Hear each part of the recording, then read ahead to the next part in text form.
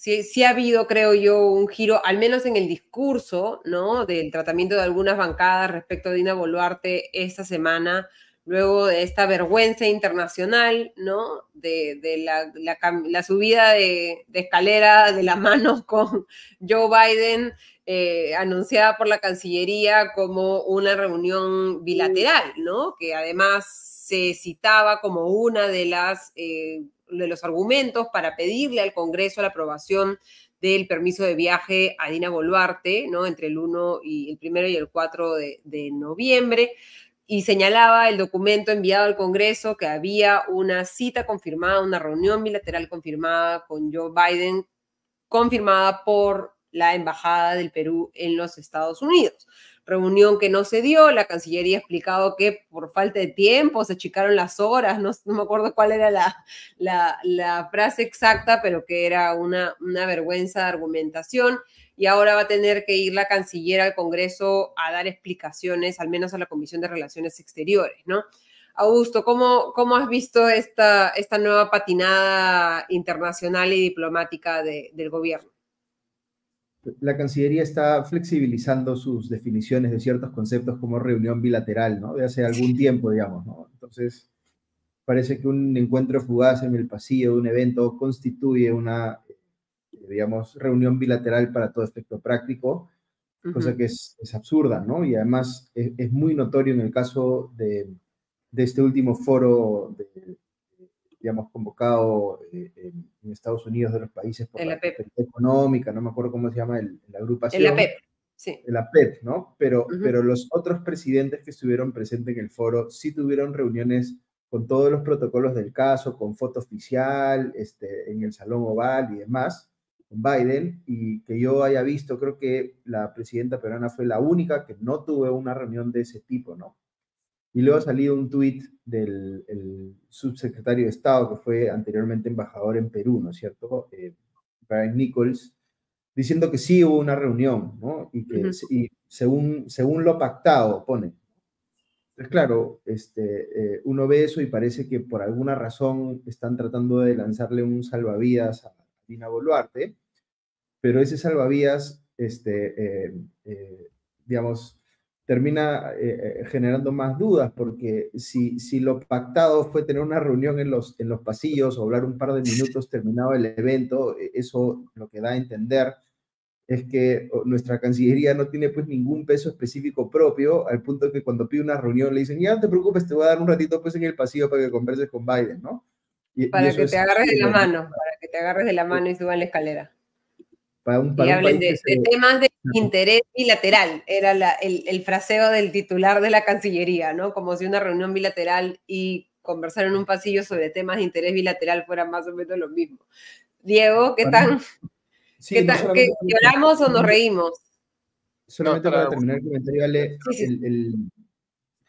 o sea, sí, yo creo que si realmente ese hubiese sido la propuesta digamos, del Departamento de Estado americano de tener la reunión bilateral en esas condiciones, el Perú tendría que estar emitiendo una carta de protesta, ¿no? Tendría que estar diciendo, ¿cómo es posible que a mí me den estas condiciones cuando le están dando a los demás reuniones con todos los protocolos del caso? Pero obviamente, pues, eso no es lo que ha pasado, y lo que genera la duda es qué es lo que lleva, pues, a Nichols a tener que lanzar este salvavidas, ¿no?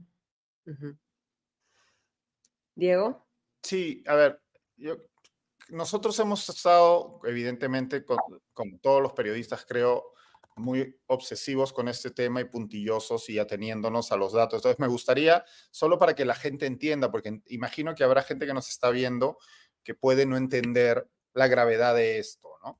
En el documento presentado ante el Congreso para solicitar, ¿no? El Congreso presenta un proyecto el Ejecutivo presenta ante el Congreso un proyecto de resolución para solicitar el permiso de viaje de la presidenta. El Congreso tiene la potestad constitucional de otorgar o no el permiso a la presidenta para salir del Estado, del país.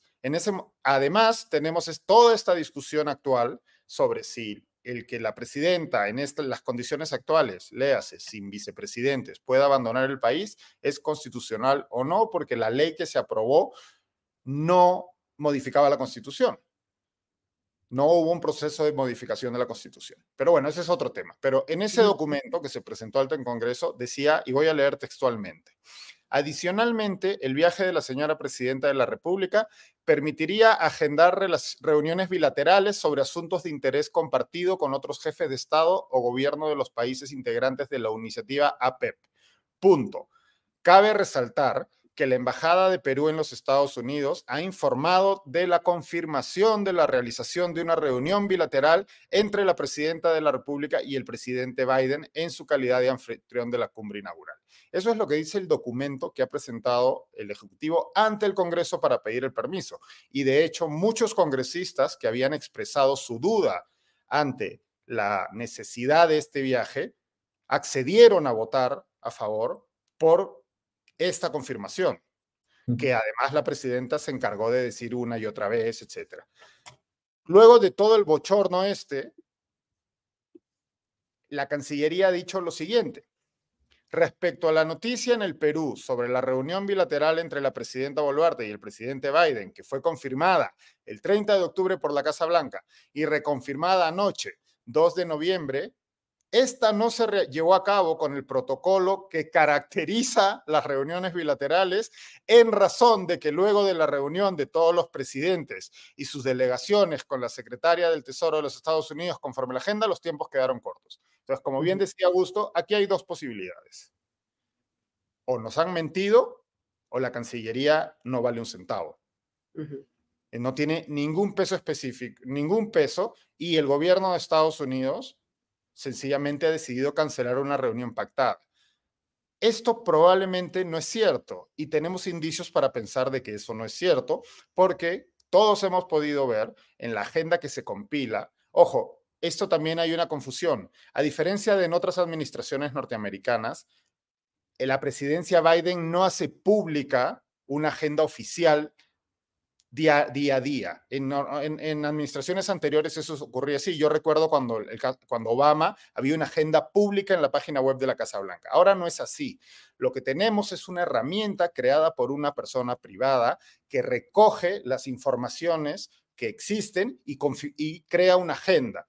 En la agenda del presidente Biden, creada por esta herramienta, nunca hubo ninguna reunión con la presidenta Boluarte, que probablemente si es que hubiera habido que cancelar una reunión pactada, pues hubiera estado en un inicio, como sí estaban las reuniones con el presidente de República Dominicana y con el presidente Gabriel Boric de Chile.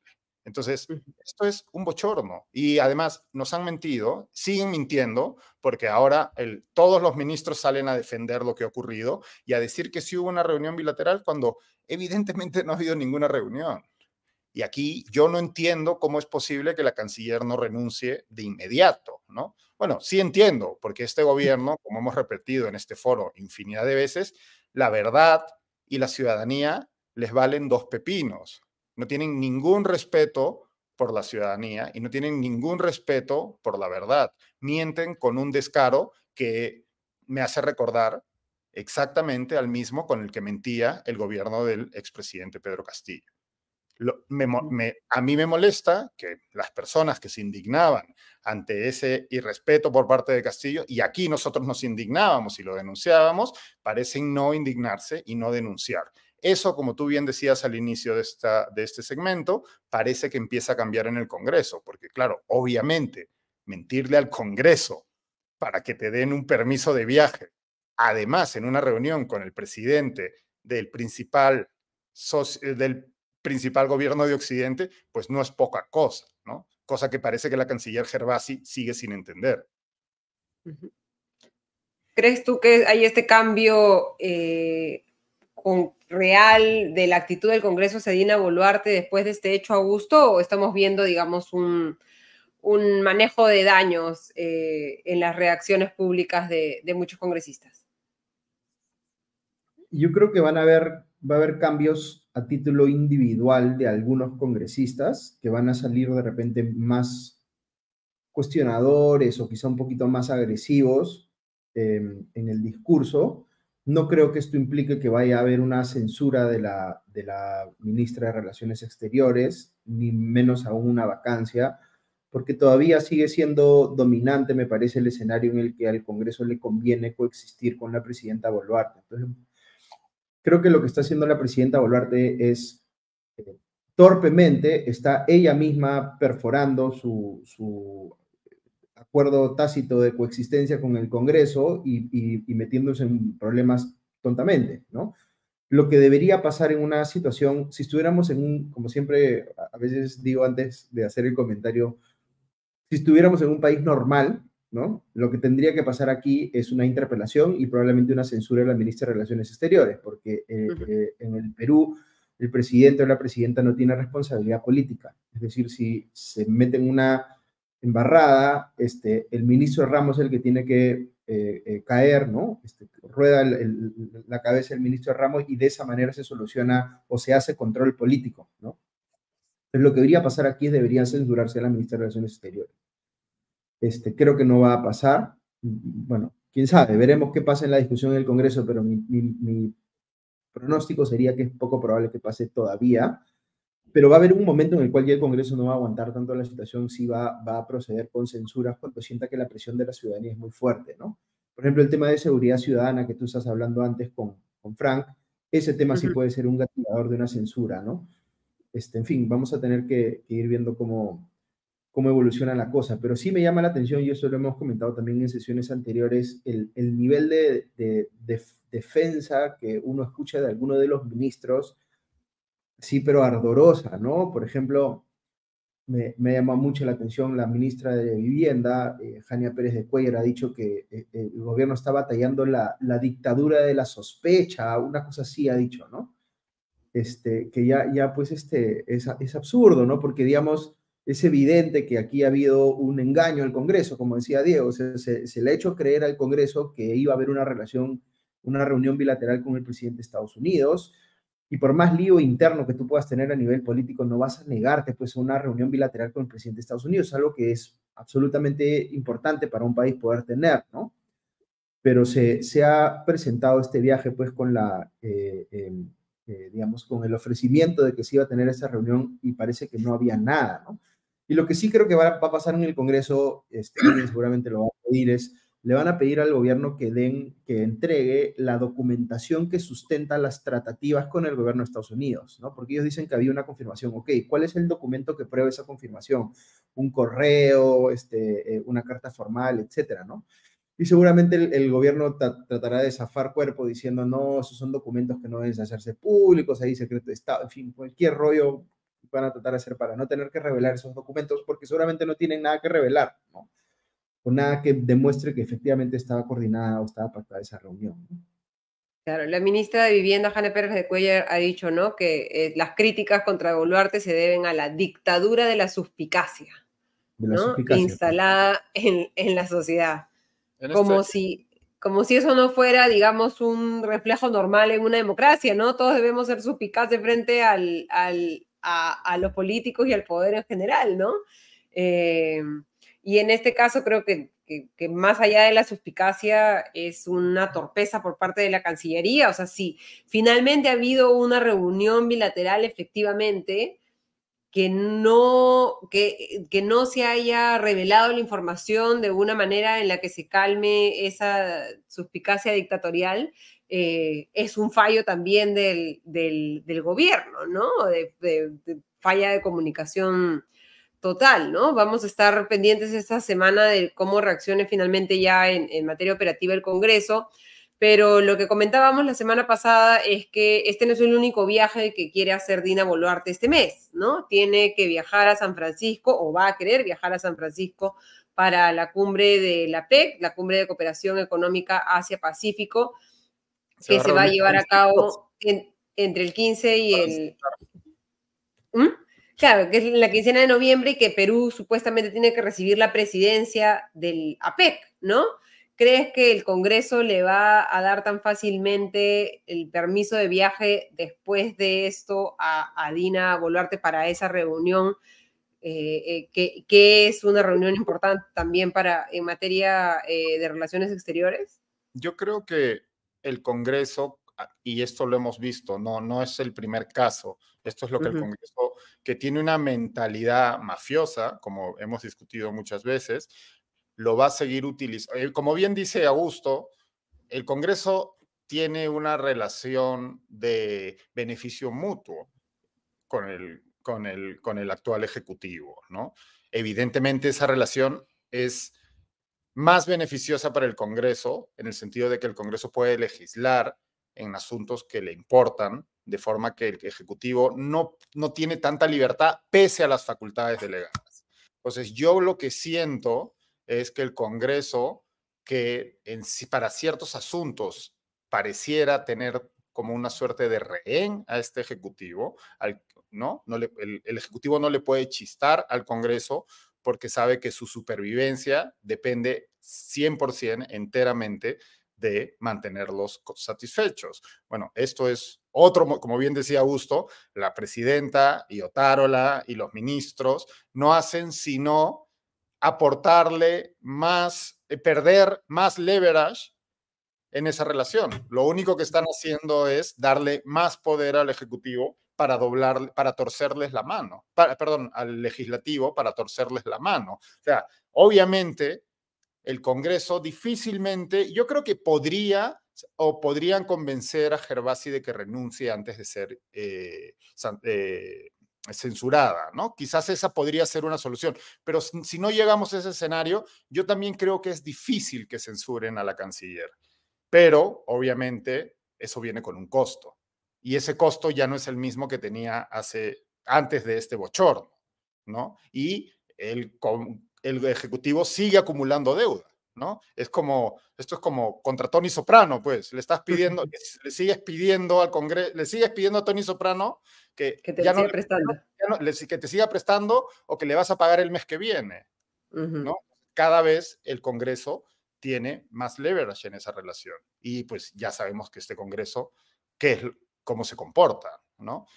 Y obviamente, si vamos a recibir la presidencia intempore de APEC, el Congreso tiene que autorizar ese viaje. Lo que va a hacer es cuánto le va a costar al Ejecutivo esa autorización.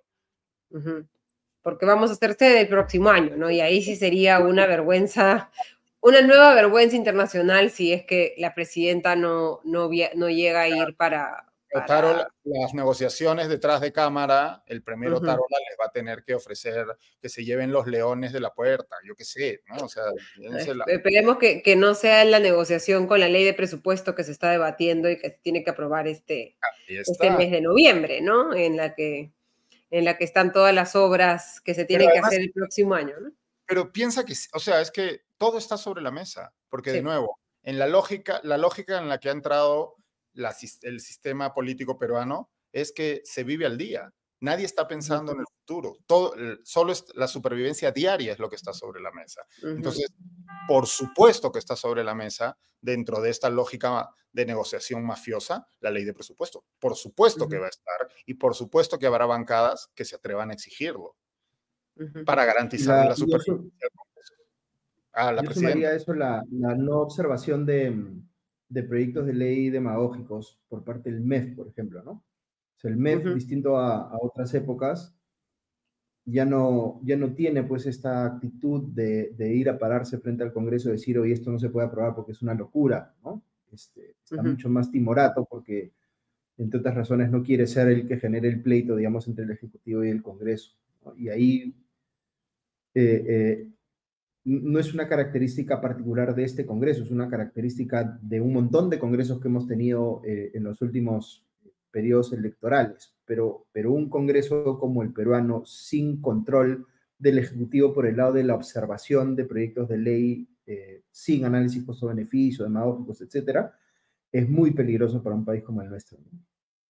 En el que te crean ahorita un gasto increíble y te golpean dentro de las pocas cosas que hacemos bien en el país, que es el control del gasto, ¿no?